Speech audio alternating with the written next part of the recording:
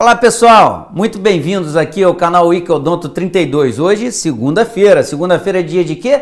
Dicas do bom. Então hoje, mais um assunto interessante para você. Roda a vinheta.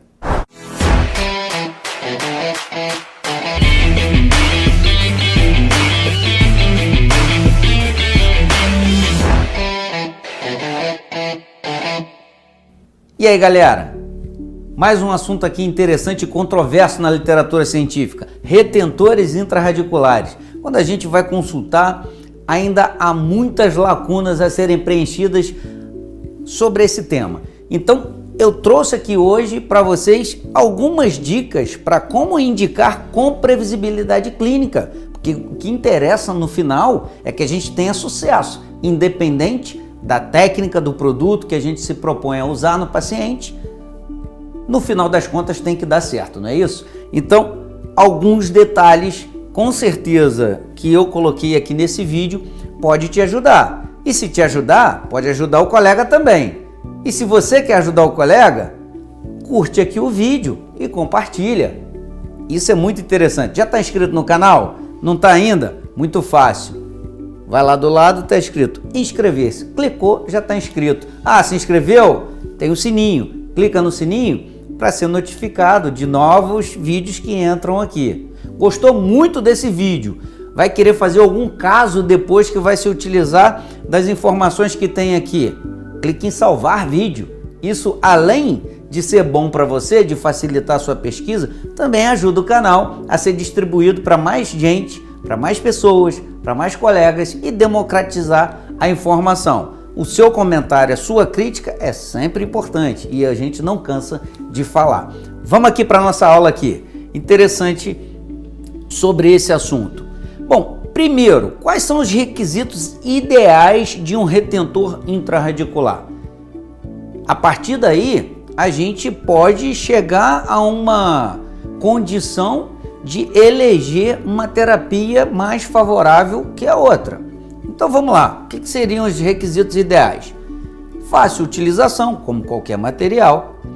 Preservar a dentina, isso é fundamental, porque já está mais do que claro por todos os estudos in vitro ou in vivo realizados que toda vez que a gente remove estrutura dentária, a gente fragiliza o dente. Você aqui que está chegando agora, você acha que um retentor intrarradicular ele reforça a estrutura dentária? Se mantém um pino de fibra de vidro, você acha que eu reforço a estrutura dentária? Se acha que sim, bota aqui, ó, sim, reforça a estrutura dentária. Se acha que não, bota aqui, não, não reforça a estrutura dentária. Vamos voltar para cá. Dissipar tensões. Bom, logicamente que para dissipar tensão, isso está correlacionado ao tipo de material que a gente está utilizando. A gente sabe que todos os materiais à base de metal ou zircônia tem um comportamento biomecânico em que não tem flexão. Se não tem flexão, acaba transmitindo a força aplicada sobre ele para o dente, no caso, aonde ele estiver cimentado.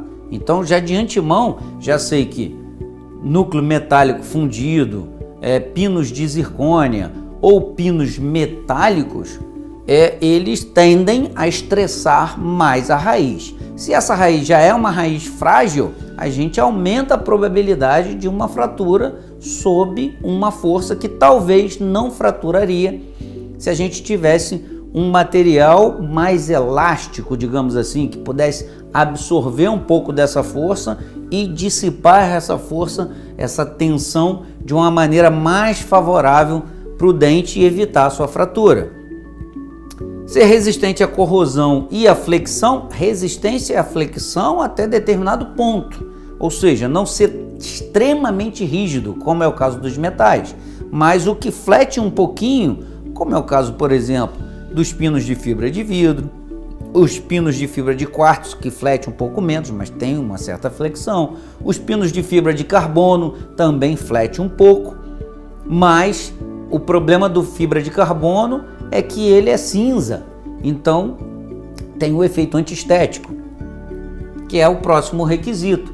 Então, já direcionando aqui para vocês, a gente vai ver que, por fim, quando coloca em termos de valores, por ser mais barato, os pinos de fibra de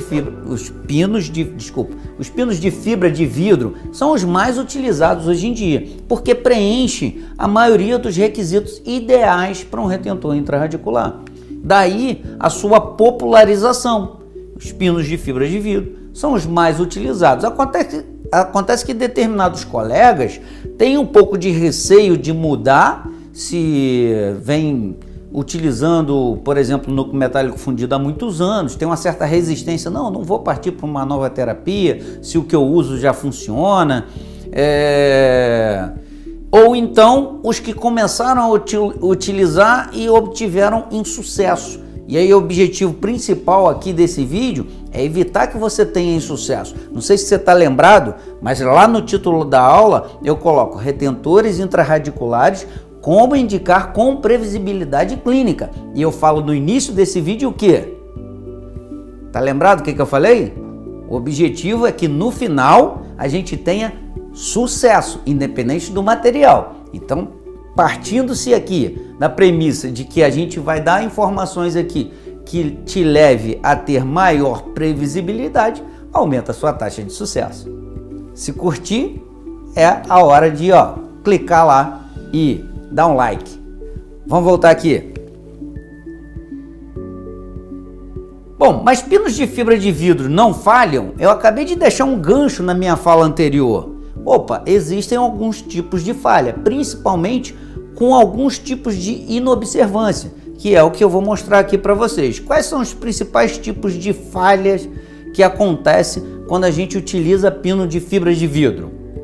Duas. A primeira delas é relatado pela literatura e também através de colegas, é a decimentação do conjunto inteiro. Sai pino, cimento, coroa, sai tudo. Essa é a falha mais relatada na literatura. Segundo, fratura. Dois tipos de fratura. Pode fraturar o pino ou pode fraturar o dente. Para que a gente evite que não haja nem fratura de pino e nem fratura de dente, é importante vocês assistirem o vídeo até o final. E depois comentem se valeu a pena ou não. Então vamos lá. Quando eu penso em fratura, eu tenho que me remeter aos tempos lá de cadeiras do segundo grau, onde a gente estudava lá mecânica, né? Então a gente trazendo para a odontologia, a gente fala em biomecânica. Então o tipo de incidência de força sobre o pino, ele vai dar um comportamento completamente diferente. Então você aí, você aqui, já ouviu falar a respeito de pinos de fibra de vidro? Que eles são mais interessantes porque eles têm um módulo de elasticidade semelhante ao da dentina? Bom, quem foi meu aluno já sabe a resposta. Pode até dar o spoiler aqui comentando. Se você não foi meu aluno, acho que vai ter oportunidade de ver aqui, porque eu vou contar para você. Então vem cá que a gente vai contar isso daí. Quando a gente traz para nossa situação clínica, né? Já pergunto, em qual região da boca você tem a probabilidade de exercer uma força mais horizontal, mais no sentido horizontal de um pino de fibra de vidro? Já vou te responder, de canino a canino superior. Qualquer outra região da boca, qualquer outro setor da boca, a incidência de força vai ser no longo eixo, ou quase que no longo eixo de um pino de fibra de vidro. Mas de canino a canino superior é onde a gente tem um componente de força horizontal. A depender do dente e da espessura do pino e da forma com que foi cimentado, aí sim você pode ter tanto fratura do pino como fratura do dente, ou as duas coisas simultaneamente. É isso que a gente vai alertar aqui para vocês. Então, tirando a região anterior superior de canino a canino, qualquer dente em que eu venha a cimentar um pino de fibra, eu vou ter uma força mais direcionada ao longo eixo das fibras. Isso é muito favorável e eu vou mostrar para vocês. Então, quando eu tenho esse direcionamento de força no sentido da fibra, eu posso dizer para vocês que o pino de fibra de vidro não tem o mesmo módulo de elasticidade da dentina. Também posso afirmar que, quando essa força é feita horizontal à fibra, ele também não tem o mesmo módulo de elasticidade da dentina. Então eu não sei de onde surgiu essa afirmativa que a gente sempre ouve. Eu posso modificar essa frase. Eu posso dizer que o pino de fibra de vidro, em determinado momento, ele pode até ter o mesmo módulo de elasticidade da dentina. E eu vou mostrar para vocês por quê. Vamos lá. Na região anterior superior, falando em relação à falha de fratura. Quando eu tenho num incisivo central superior, por exemplo, na região cervical, considerando ali da junção amelo-sementária, para a coroa, se eu tiver cerca de 1,5 mm a 2 milímetros de altura ao redor de todo o dente, isso significa dizer que esse dente tem uma excelente resistência à fratura.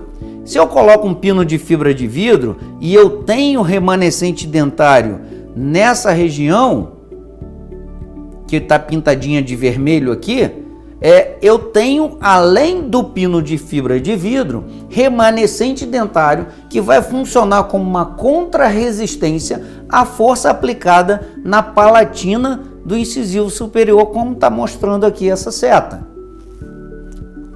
Significa que esse caso não é um caso crítico. Onde é que é o caso crítico? Quando eu exatamente não tenho esse efeito férula. Se eu tenho efeito férula, a tendência dessa contra-resistência é distribuir melhor essa força ao longo eixo do dente. A maior concentração de força continua acontecendo na região cervical, mas como eu tenho remanescente dentário, essa responsabilidade de contrapor a força é dividida com o dente. Então, dente pino ajuda ao dente oferecer uma resistência maior à fratura.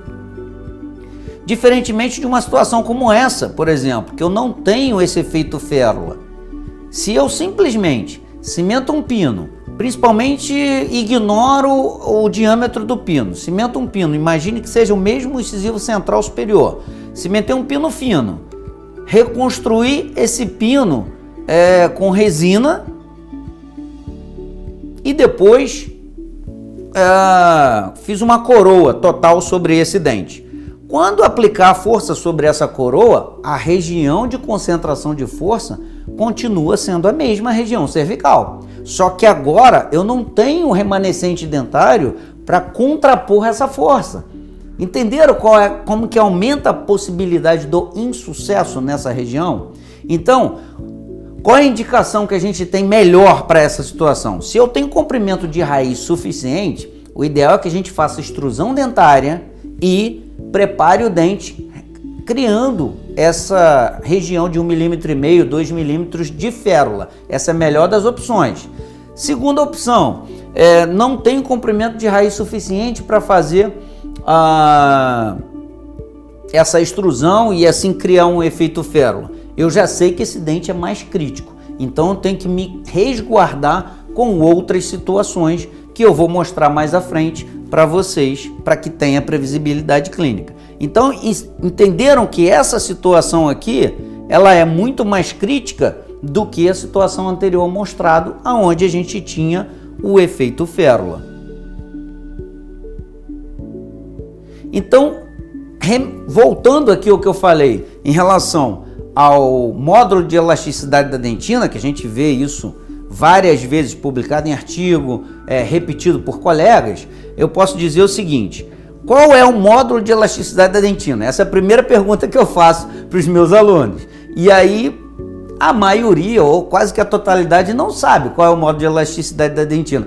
Gente, o que isso importa? Não importa em nada, né? Assim, qual é o módulo de elasticidade da dentina?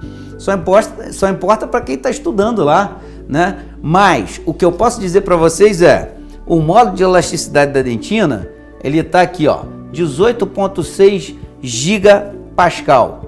Esse é o modo de elasticidade da dentina, tá aqui, ó, evidenciado para vocês. Tá pequenininho, mas eu posso até aumentar aqui, ó. Vamos lá. Aqui, ó, 18,6, tá? Vamos lá. Segundo, uma resina composta. Qual é o módulo de elasticidade de uma resina composta? Claro que tem uma variação de fabricante para fabricante, mas tá em torno de 22,2, 22, 23, por aí. Próximo da dentina, um pouquinho mais resistente. Quando eu vou para um núcleo em aço inoxidável, um pino pré-fabricado em aço inoxidável, o módulo de elasticidade desse pino é 200 gigapascal. Isso significa dizer que é mais de 10 vezes, um material mais duro, 10 vezes, digamos assim, do que a dentina. Então, por isso que ele não flete e ele estressa mais a raiz. Quando a gente vai para o titânio tem 103, ou seja, metade do aço inoxidável, mas mesmo assim ainda é cerca de 5 vezes mais resistente do que a da dentina. Então também estressa a raiz. Então, o que eu quero dizer para vocês? Toda vez que eu estou com um módulo de elasticidade muito alto, um material muito rígido, é mais fácil dizer assim, um material muito rígido, um material que não flete, ele não absorve nada, ele transmite essa força para a raiz. E aí, por que todo essa explicação? Para dizer para vocês, para provar para vocês que o pino de fibra de carbono aqui estudado, por exemplo, que é similar ao pino de fibra de vidro, ele não tem o mesmo módulo de elasticidade da dentina. Depende do direcionamento de força exercido sobre o pino. Então, quando você tem uma força exercida sobre o longo eixo da fibra, significa dizer que ele tem 129 gigapascal de resistência. Ou seja, esse pino não vai fraturar nunca. Ele é mais resistente do que o titânio. Em contrapartida, se eu faço uma força perpendicular à fibra, ele tem apenas 9,62 de resistência. Isso é praticamente a metade, menos da metade de um módulo de elasticidade da dentina. Então significa dizer que se eu cimento um pino de fibra de vidro num dente anterior, onde eu tenho um componente de força horizontal e eu não tenho nenhum efeito férula, e cimento um pino fininho, é onde está o maior índice de insucesso da possibilidade de fratura do pino. Aí vem uma outra afirmação que eu também não concordo, que é: não, mas o ideal é você utilizar um pino de fibra de vidro, porque se fraturar, fratura o pino, não fratura o dente, é reversível. Poxa vida, eu sempre dou esse exemplo, não vou dar aqui agora, só quem assistir minha aula pessoal.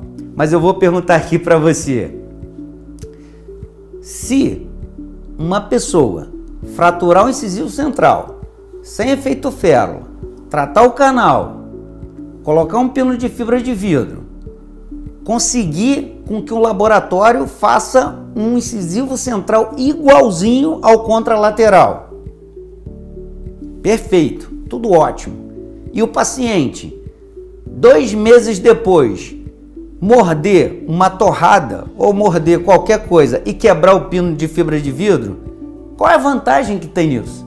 Não tem vantagem nenhuma. Então não pode quebrar nem o pino de fibra e nem quebrar o dente. É assim que a gente tem que agir.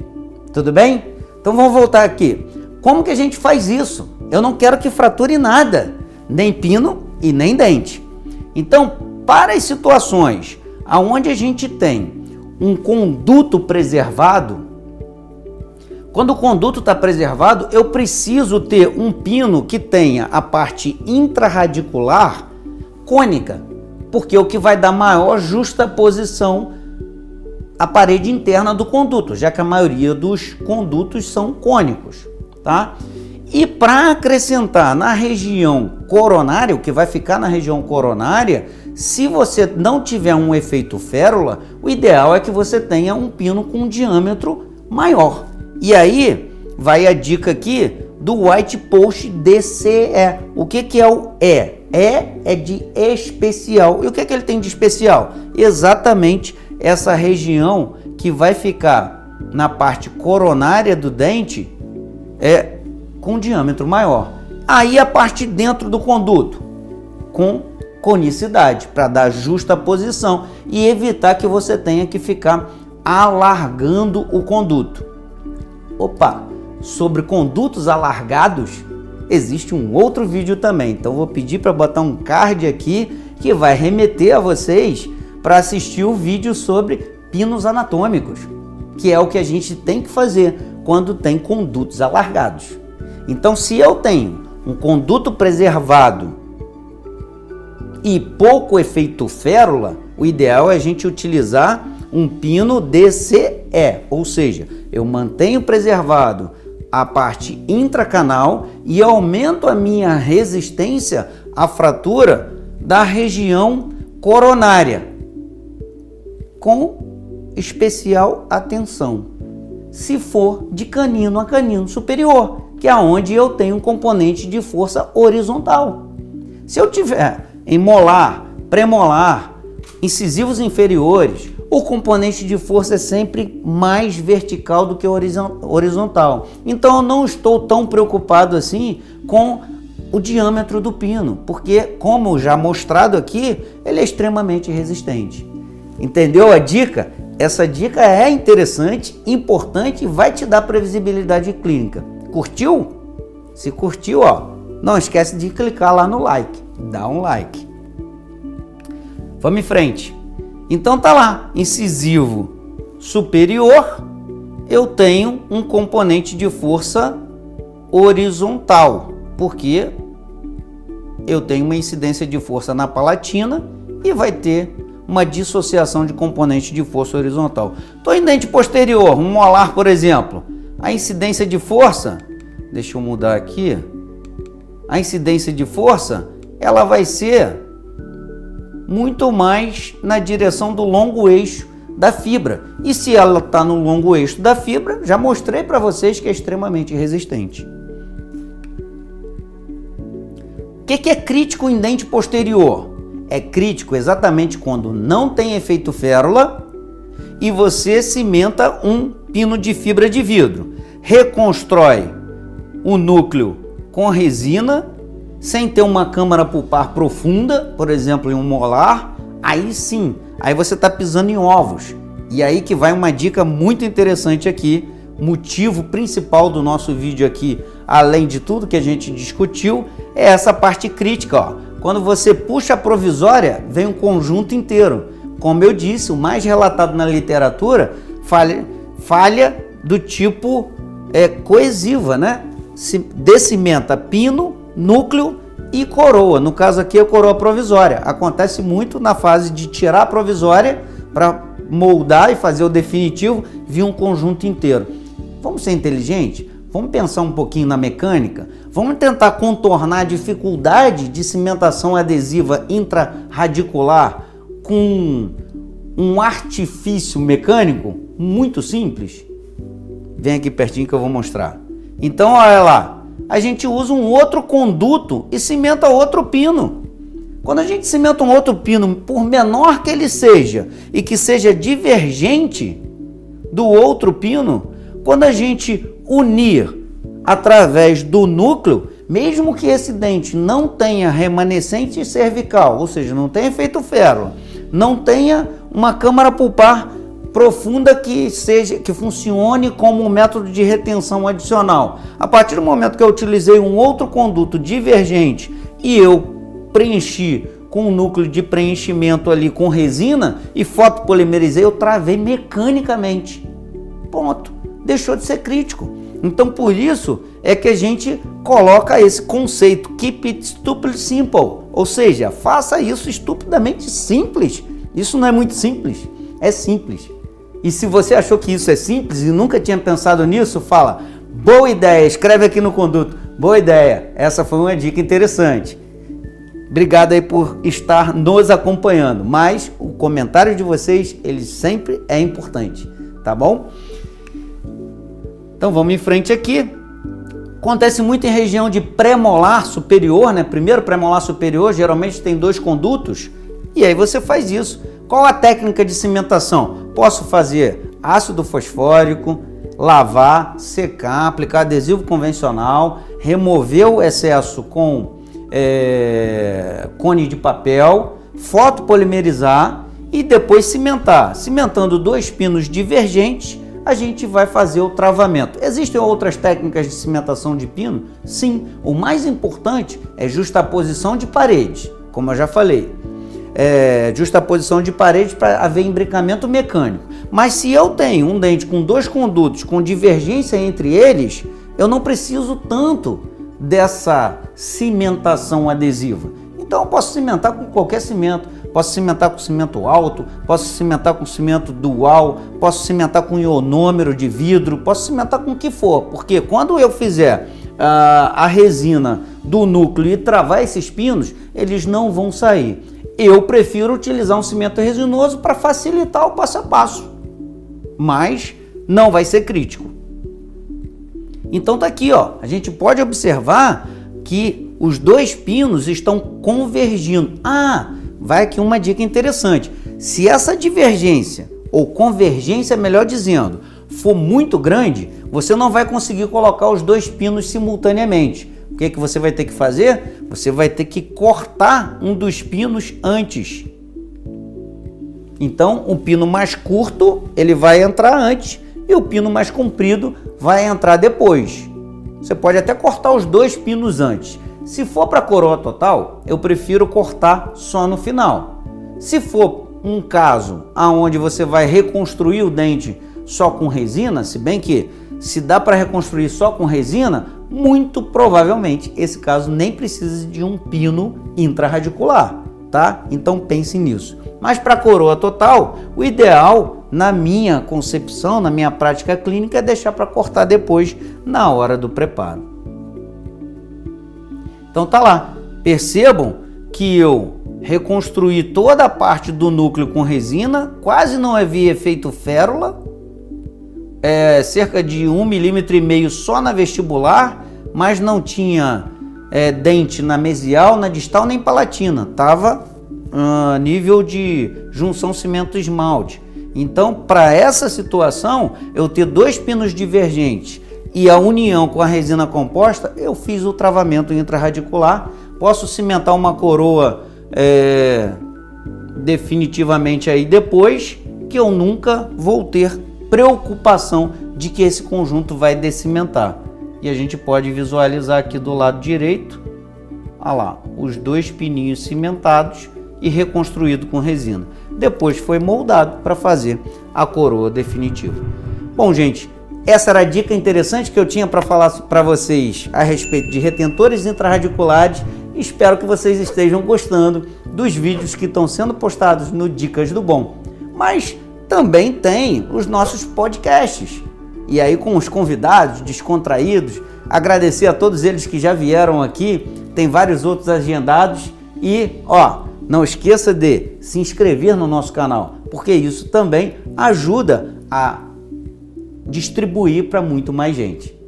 Um abraço, pessoal, espero vocês aqui nos comentários e nos próximos vídeos que estão por vir. Abraço, tchau, tchau.